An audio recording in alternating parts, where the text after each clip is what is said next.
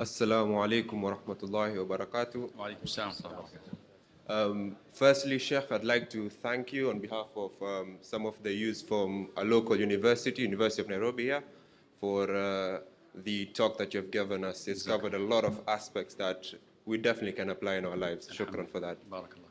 And on to my question, Sheikh. I'd like to hear your views and your advice to university students in terms of how can we balance our faith and keeping our iman with some of the things we are taught in the university.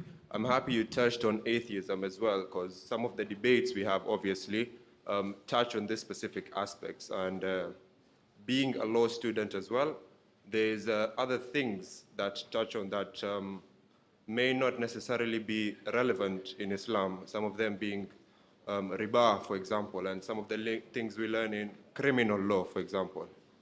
So I'd like to hear what is your advice and your take on this. Okay.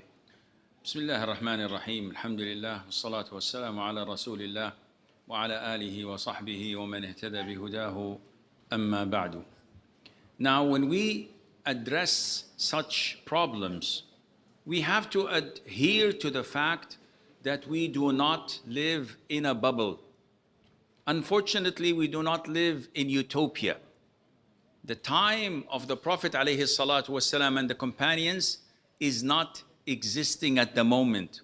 This is what we're striving to reach, and we're doing our level best to come as close as possible, but it is not applicable at this moment. So maybe we can achieve 40%, 70%. Ya Rab, if we can reach 100%, then this is, inshallah, the optimum.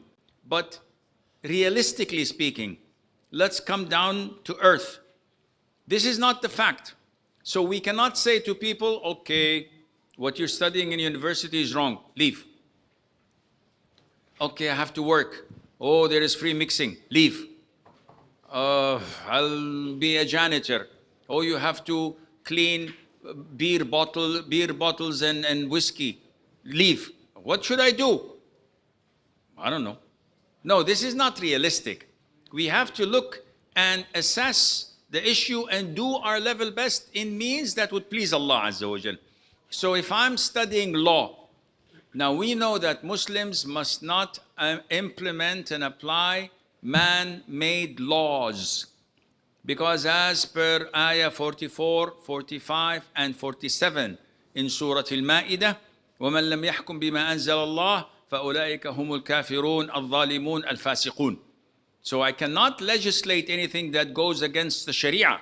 This is kufr. But what should I do? The Muslims need lawyers to take their rights from companies that have corrupted their businesses, stolen their money, cheated on them. Victims need advocates to call the courts to their cases and get their justice done. So as long as you are working within the parameters of Sharia, to the best of your ability, you're in good hands. The moment you start to defend criminals, you know he's a criminal, but you know there are loopholes in the system. I can fix it. You have to pay a little bit more. You're a criminal as well. The moment you implement or legislate like a lawyer or a judge or a legislator, haram law, when they come and say, okay, we have this law that selling alcohol is permitted for those who are above 18 years of age. So, okay, what do you mean okay? Even if it is above 60 years of age, it is not permissible for you even to vote on such a legislation unless you can make a difference of banning it according to Islam. So this is what you should do. Likewise, when you study biology and they teach you about Darwinism and evolution, I know this is kufr, but I have to be smart. I need to do this course in order to become a biology teacher or to be a scientist. I cannot say haram, haram, haram and leave and let everything go to the disbelievers and to those who are not as efficient and as sincere as I am.